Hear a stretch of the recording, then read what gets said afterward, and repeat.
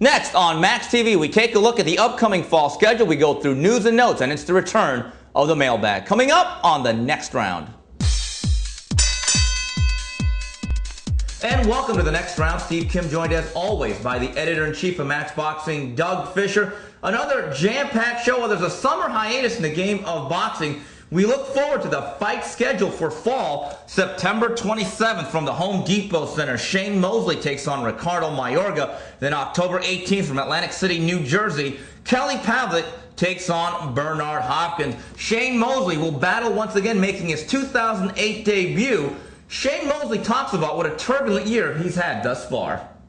It's been crazy. You know, I've been wanting to go off the ground and fight. I mean, with Zab Judah backing out or hurting himself, and it's like, I don't know what's going on. So with this Ricardo Mayorga fight, I'm like, good, let's do it. You know, I'll fight him at 54, 47, wherever. So Mosley kicks off 2008 when he takes on El Matador, Ricardo Mayorga. And Doug, what a year it's been for a guy that loves to fight. It has to be frustrating. He was supposed to fight May 31st against Zab Judah, till Zab Judah ran into some questionable circumstances against a shower door. One thing about Shane Mosley that you gotta love, the guy likes to fight. And he will fight absolutely anybody. Luis Collazo is a guy that most fighters don't want to deal with. Not that he's the most formidable guy out there, but he's a guy that's hard to look good against, and Mosley looked like a young man outworking him. He took on Miguel Cotto, then the WBA welterweight title holder. He had a record of 30-0. He was coming off the biggest win of his young career after stopping Zab Judah. And some people thought that Mosley did enough to either earn a draw or even win that fight by a point or two. So coming off this sort of rebirth year of 2007, 2008 was a year that, you know, Shane Mosley, once he decided that he still wanted to fight, he wanted to take on the absolute best in the game. He got saddled with Zab Judah, who found a way out of that fight, and now he's looking at fighting Ricardo Mayorga. At least Mayorga is coming off of a high-profile victory, but Mayorga, to me, anyways, when you look at the body of work and the fighters that Shane Mosley has been in against, to me, Ricardo Mayorga is a step down in competition. It's a good attraction because Mayorga is always entertaining, not just in press conferences, but in the manner in which he fights. But it's an attraction in that it's taking place in Southern California, Steve, and we actually haven't seen Shane Mosley in the greater LA area since 2000, his signature win against Oscar De La Hoya at the Staples Center. Ricardo Mayorga once again gets to be the B-side against a big-name opponent, and he showed why he is boxing's biggest heel. I brought these gloves to suggest a color for his trunks that night. That's why he can't go below 3 rounds.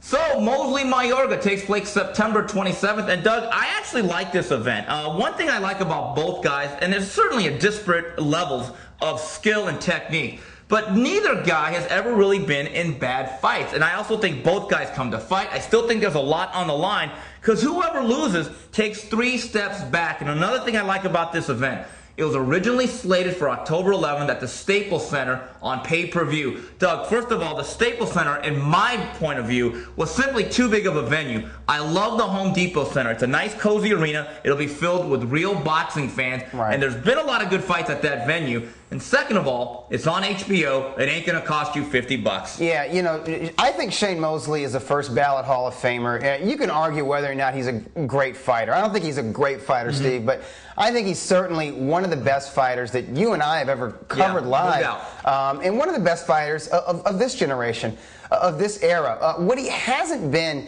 is a ticket seller on his own. Now, he can be a ticket seller when he's you know, the B-side to Oscar De La Hoya, although that's the case with most guys fighting Oscar De La Hoya.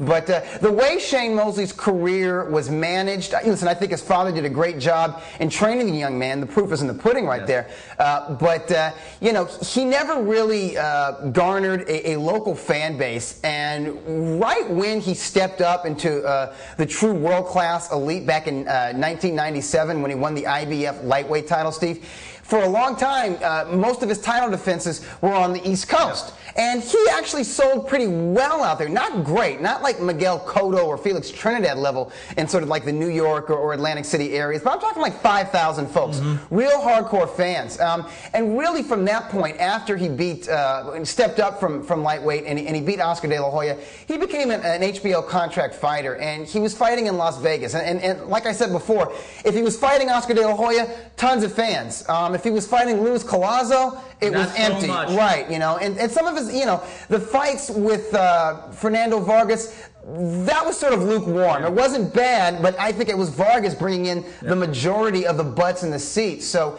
I think the Home Depot Center's tennis arena is just perfect. I think for boxing, it's configured for 7,500, maybe 8,000 fans. And I think at this stage of his career, being back at home, I think Mosley can sell that place out with the help of El Matador, who's very good at helping fighters, particularly established names, helping them generate interest to casual fans. Shane Mosley is expected to down Ricardo Mayorga, and if he should win, he talks about his future plans. I said this, I tell Margarito, don't go and fight somebody else over here, over there. After I finish with Mayorga, I'll fight you in December. No hable mucho, porque si metafóricamente si te mata. It doesn't matter. So Mosley wants a part of the Tijuana Tornado, coming off his big win against Miguel Cotto. Doug, this is why, again, you gotta love Shane Mosley. He's a fighter. Most guys at this stage of their career would shy away from the Tijuana Tornado. He actually wants him not to fight so he can get him in November or December. I think it's a very tough fight physically, but you talk about a fight in the local LA area that you could put at the Staples Center and would be a big event. It would be Mosley Margarito. Yeah, with Margarito, you have a Mexican national who is just coming to his own and is proving that he can sell tickets. He sold a lot of tickets to the Miguel Cotto event, and he did surprisingly well in the box office department last summer when he fought Paul Williams. I think there were 8,000 or 7,500 people at the Home Depot Center's tennis arena, and I think most of them, if you went by the cheers and the boos after the decision, most of those folks were Tijuana Tornado fans. Now, you add to the Tijuana Tornado a bona fide name like Shane Mosley, a first ballot Hall of Famer, a multi-division champion, somebody who has had as much airtime on HBO in the past 10, 12 years as Mosley. Now you're talking about a real event. And factor in there the fact that Shane Mosley is a Southern California native, the fact that he's African-American and can appeal to Caucasian and African-American boxing fans. I think we're talking about an event that if it's promoted right and if it's priced right, I'm not saying you got to give tickets away, but I don't think ringside seats should be 1,500, Steve. No. You know what I'm saying? At the highest, 1,000, and there needs to be seats that are $25 and $50, the cheap seats. If that is done, Steve, we're talking about 20,000 in the Staples Center. Doug, I'll make a prediction right now. If this fight is at the Staples Center without a casino sponsor, I can almost guarantee ringside seats will be no more than $700. Good. Moving ahead, October 18th, Kelly Pavlik, the middleweight champion of the world, faces Bernard Hopkins at a catchweight of 170. And for this fight, the executioner is downright respectful of the Ghost. He's right there. He's taller. He's leaning over you. He's trying to hit you with that right hand. He's not mobile, but he got heart like a Philadelphia fighter. I'll tell you, I became a fan of Kelly Pavlik. And not just because he beat Jermaine Teller, who controversially, win or lose, got victories over me. He got the belt legitimately. So those are the words of the executioner. And Doug, I just wonder if there's a little bit of a rope-a-dope, a little bit of a mind game to try to lull Kelly Pavlik to sleep. And I also think there's a PR spin with Bernard Hopkins. This is a crafty, wily old guy who knows where the chess pieces lie. Yes, he does. I think he feels that some of the publicity that he created against Joe Calzaghe really hurt him in the minds of the public court of opinion. I think he's trying to play the nice guy here, the old guy that's going to retire with the rocking chair. So he was not going to dare at this stage bring out the honky or the cracker or the white boy card. And I think he wants to lull Kelly Pavlik into a false sense of security. Well, he's going to do whatever he can to gain the advantage. And when Hopkins is vying for position, it's not just with the fighter. It's not just playing mind games with the fighter. He's very much aware of the public and the media out there, and I think he knows that he turned a lot of people off. He soured some of his own fans. Yes. He has a lot of white fans, Steve, with the I'll never lose to a white boy comment, and also not really putting on the best fight against Joe Calzaghe, but still being pretty sour after that fight. I think he knows that he needs to foster a little bit of goodwill, not only to sort of win back some of those fans, but also really to attract attention to this event. Because I think if he came out with the whole Maverick persona, and if he was very loud and bombastic and disrespectful to Kelly Pavlik, who has just emerged in the boxing world, and he really there's no bad blood with the general public or with hardcore fight fans with Pavlik. I think he knew for this to be an event that people can buy into, they gotta like him a little bit as well as Kelly Pavlik. Doug, Kelly Pavlik is undefeated. He's now on all the pound-for-pound list. My question is this. Most people expect him to be too young and too active. But does he have to be definitive and dominating to really make this a win-win situation? Absolutely. I mean, at the end of the day, yes, Bernard Hopkins is a Hall of Famer. I think he's an all-time great fighter. I think he could have fought in any era. But at the end of the day, he's 43 years old, Steve. Yeah. I mean, we saw, Joe Calzaghe, who, has been a world champion since 1997. He's undefeated since 1993. He struggled with Bernard Hopkins. He got the W, but I think his stature was lowered a little bit. His stature was higher coming off a win against the young, undefeated Nickel Kessler than it was beating a household name, at least here in the States, in Bernard Hopkins. Why? Because Hopkins was 43. When you're fighting a man in his 40s, you have to look good. It's not enough to win. Even a guy like Joe Calzaghe, who I think is a bona fide Hall of Famer, you struggle against a 43-year-old, you're going to lose some stature. And I think the same holds true for Kelly Pavlik. So, yeah, he's got to win and he's got to look impressive. And I don't think this should be his goal, but if the opportunity is there to force a stoppage, to push him over the cliff, he's got to go for it. Because I think that's the only way he can win and really get credit for it. Doug, Bob Arum's dream scenario along with Cameron Duncan is this. Dominate Bernard Hopkins, if not stop him late, and then take on the winner of Jones Calzaghe and pray that it's Joe Calzaghe, because then at that point you have a really big fight and there's really no clamoring, at least from most of the general fans, of a guy by the name of Arthur Abraham. Well, that's it for round number 1. When we come back on the next round, we take a look at news and notes. Moving on with round number 2. In the next round, Steve Kim, Doug Fisher talking boxing. We take a look at the fight review. Wednesday night fights, Ali Abwali, TKO 8 over the rugged Chris Fernandez. Friday night fights, there's a Storm Cloud in Chicago, Tavoris Cloud, TKO in 10 against Julio Gonzalez. And then on Telefutura, Alex De Jesus remains undefeated, stopping Adrian Navarrete in the 12th and final round. Doug, going back up top, Ali Abwali, I like him because he's a rugged, hard-nosed grinder. I would love to see a fight with him and Top Rank's undefeated prospect at 140 out of Denver, Colorado, Mike Alvarado. That's good. I like it. Two rugged guys. They're not superlative in their athletic ability, speed, or power, but they're strong, they're heavy-handed.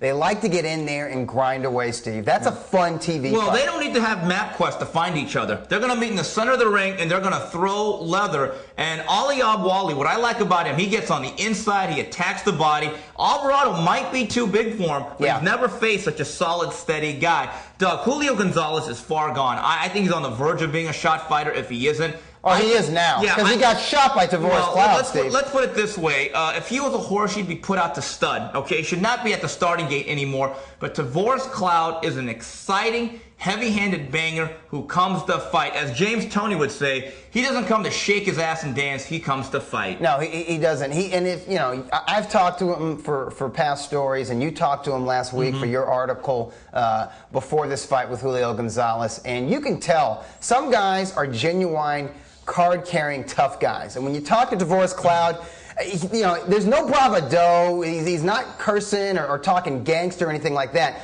But he's a no-nonsense type of guy. That's his personality, and that's his mentality in the ring. He gets in there, and he's there to go to work. And I think somebody wrote in to the mailbag, the Massive Monday mailbag, and he compared Tavoris Cloud to Jeff Lacey before Lacey lost to Joe Calzaghe. I disagree too. Now, he was saying they're kind of short for the division and they look like bodybuilders. Okay, I will agree with that, and I will agree that they're both heavy-handed guys. But I think, despite the fact that Tavoris Cloud has had much less amateur experience than left hook Lacey, I think he's more polished, technically speaking. He's got tighter punches, throws more combinations, and he's quicker. He's actually a little bit more explosive than left hook. And I know that Julio Gonzalez, his punches looked like he was underwater, very slow, telegraphed to a point.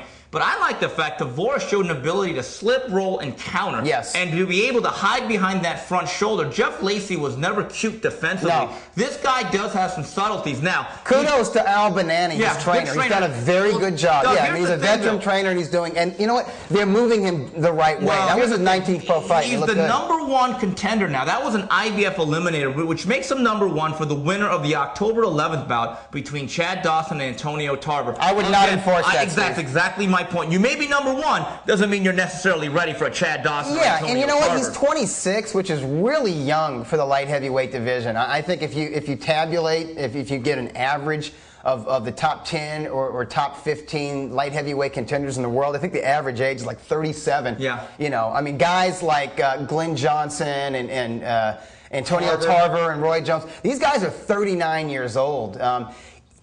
But you know what? They're still dangerous. They're, and they're very savvy. I think Tavoris Cloud at 26, he's young. Time is on his side. He's still improving. He's still learning. So let him learn his craft a little more. I wouldn't try to go for a title fight, Steve, until like the second half of next year. No, I agree. But looking in the future, if you want to take a look at young, rugged light heavyweights, and you want to make a good fight, Tavoris Cloud, Chris Henry, Adrian Diacono, Chad Dawson. There are some names out there. And pretty soon, Kelly Pavlik will be up there. Yeah, all these guys are in their 20s. Some very good fights to be made. And Doug, Alex De Jesus remained undefeated, but he stunk out the joint. Yes, he did. Never a good sign when a Boricua gets booed in Puerto Rico. Yeah, but you know what? Puerto Rican fans will do that. They've done it to Daniel Santos. He stuck it out against Felencio Zuniga years ago. They have been less than welcoming to Eric Morrell when he was fighting Chino Garcia, because he kind of, he built up a points lead and he was just kind of running out he was playing keep away, running out the clock. Puerto Rican fans appreciate the finer points of the sport. They like boxers, but they want you to be aggressive and they want you to go out there and put out an honest effort every round. Now, I'm not saying that De Jesus did not put forth an honest effort, but he certainly did not have the crowd in mind in what he was doing. He was just outpointing the other guy, and he has the ability to do that. I mean, he was a very good amateur. I believe he was an Olympian, Steve. Yeah. But you know what? There's a difference between the amateurs and the professional ranks.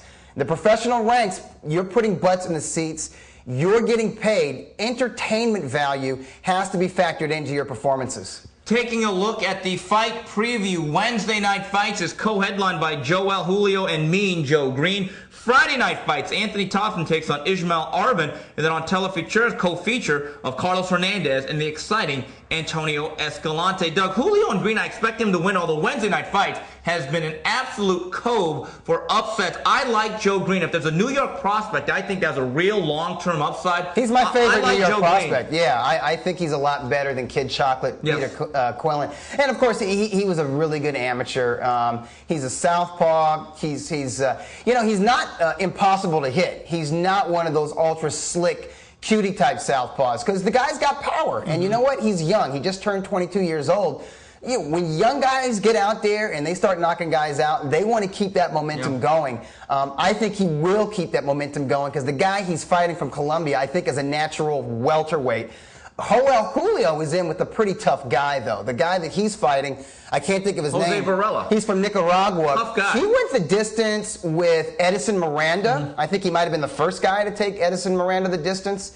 And in his last fight, I think this guy went the distance with Richard Gutierrez. So he's a battle-tested dude. He's a natural middleweight who's fighting at a little bit over junior middleweight. So Julio's in.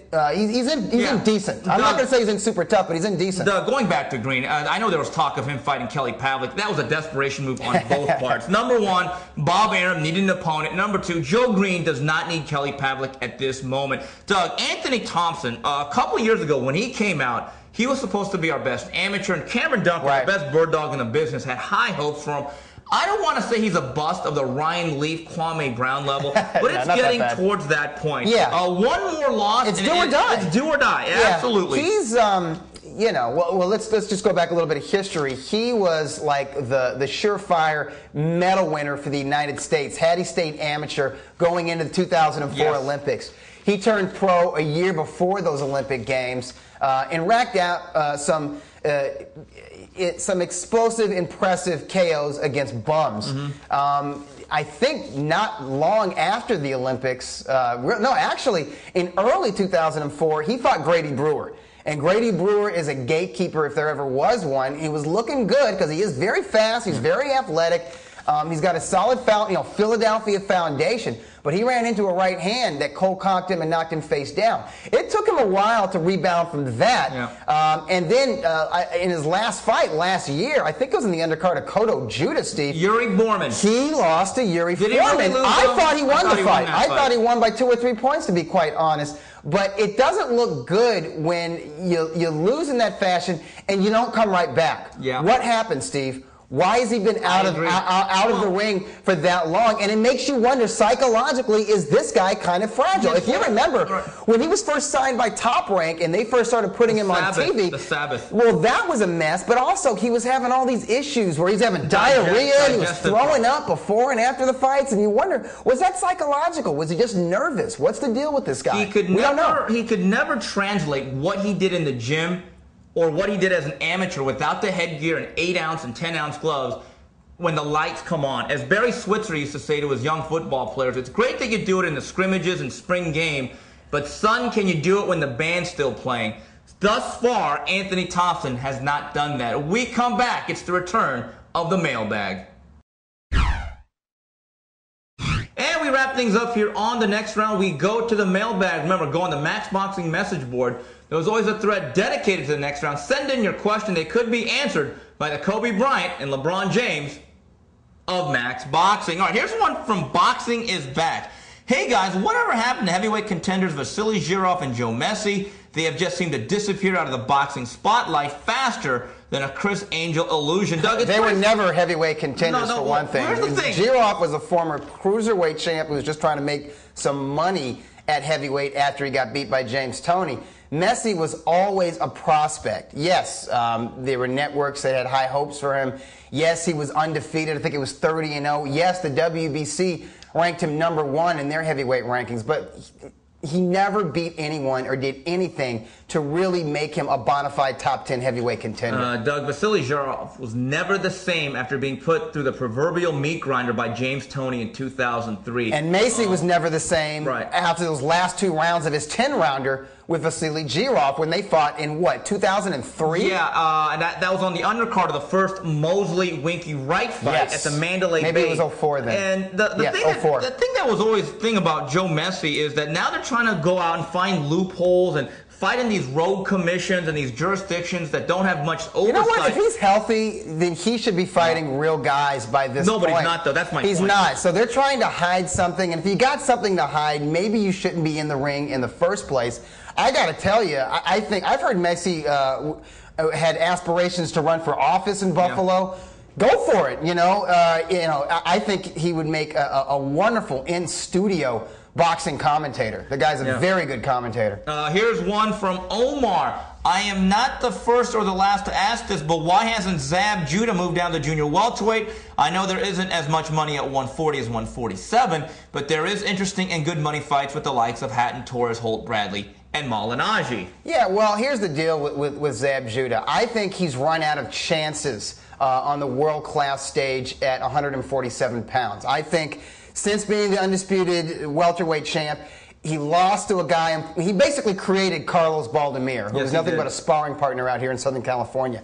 He was awarded, he got to keep the IBF title, and he was awarded a fight with Floyd Mayweather. He lost that. He got a fight with Miguel Cotto. He lost that. He got a fight with Shane Mosley. He found a way out of that. He got an IBF title shot against Josh Clottey. He lost that. Guys, 5, okay? Usually it's 3 strikes and you're out. I know he's from Brooklyn. I know he's hip-hop. I know all this. Wait a minute. Wait a minute. 5 strikes, you got to be gone. No, wait a minute. Definitely go south. He's become the black southpaw version of Ricardo Mayorga. Yes, you know what? In a way, he is. Because I'm just going through all these lawsuits. He should light up a blunt at, you know, he should do something. He should get his own thing. Yeah. He has a name. He has a certain reputation. And he has power, but he's wildly inconsistent. And the reason why marquee names choose him is this. He's dangerous, but not that dangerous. Right, you know. At least Mayorga beat Fernando Vargas to get Shane Mosley. At least he's not coming off a loss. I think, you know, honestly, at this stage of his career, this age, I don't think he makes 140 pounds healthily. Maybe he was a little bit overtrained for the Clottey fight. Actually, I don't scratch that from the record. We don't need to be giving this guy any excuses. But if he can make 140, at least he can. He's a name opponent for a hungry young lion like a Tim Bradley, which I would love to see because that's West Coast, East Coast, and I don't think Brooklyn will be in the house for that one. Okay, we don't have to go bad boy against death row again, Doug, okay? Here's one from Whitaker's Nut Hugger, and no, it is not Max Kellerman. Doug and Steve, my pick is Clottey hands down, but who you got? Clottey versus Paul Williams. Couldn't disagree more. I like Paul Williams. Yeah. You like Paul? Yeah, because he's busier. Because he's 7 feet tall. He's got a good, he's 7 feet tall, he's a freaking basketball player. He's a southpaw, and he can average 100 punches around. And, you know, Clottey's one of these guys, he waits for you to stop punching before he punches. Well, guess what? Paul doesn't stop punching. Here's one from Joe, or a.k.a. Buddy92. My question is, what the hell was Nick Anderson thinking? Now, Joe, for those who don't know, graduate of University of Illinois, Fighting Illini, still very upset over the '89 NCAA Final Four game where Nick Anderson did not box out Sean Higgins. Also, you could ask this question if you're an Orlando Magic fan. We missed like 18 free throws in a row in Game 1. Cost Shaq O'Neal his first NBA title. Yo, Doug and Steve, I've been a big fan of Margarito thanks to you guys for a long time, but I am a little disappointed they does not seem to want the rematch with Paul Williams.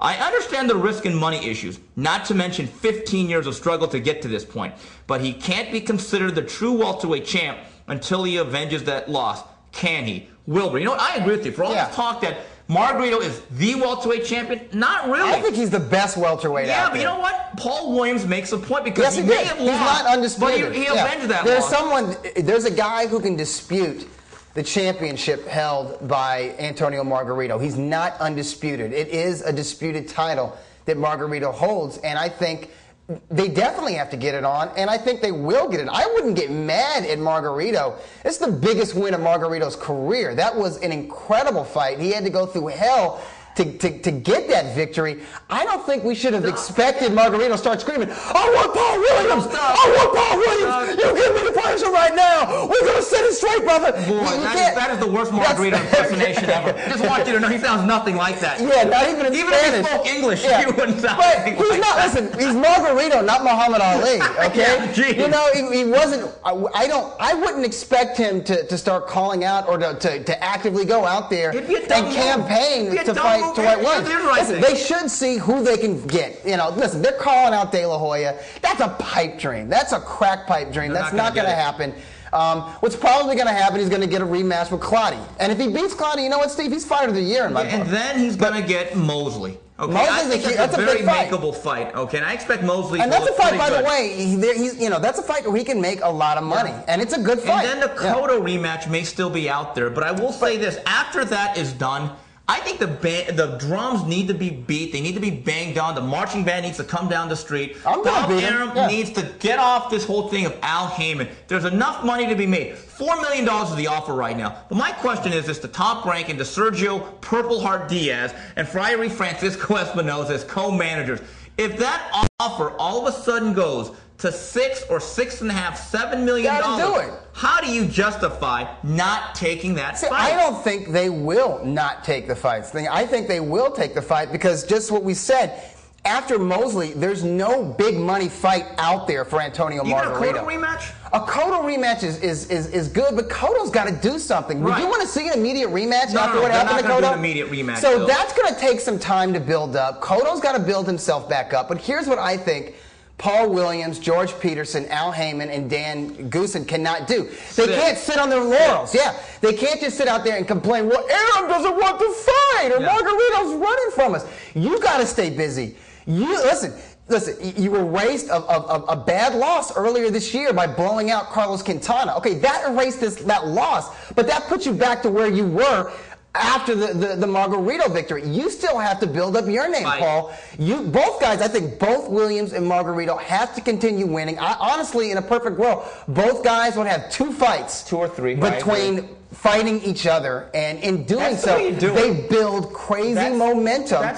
And that's the fight that everyone wants to see. That's the way you do it. Fans want the best fight every single time out, but to maximize the revenue and interest, you simply can't do it. It's not realistic. And I go back to when Ray Leonard and Hearns, before they fought in 1981, Hearns had to really prove that he had his own constituency in Detroit, which he did. And when the time came for that, they made a lot more money in September of 1981 than they would have 12 to 18 months earlier. And the fight, Doug, was that much bigger. Right, and it wasn't like they made fight fans wait 2, 3, 4 years. Yeah. We're talking about 1 year or 18 months from when that fight was first talked about. Basically, when Tommy Hearns beat Pepino Cuevas and had a defense or two, people started saying, hey, this is the most dangerous guy out there for Leonard, which he was, but they did build that fight up. It took 18 months. I think 18 months is fine to wait for Margarito. Now, if 18 months comes and goes and this fight still hasn't happened, we need to see who's responsible for that. Yeah, and they need to be held accountable. Absolutely. Well, that's it for this week's edition of TNR on behalf of Doug Fischer and the rest of Max Boxing. Till the next round, goodbye, everybody.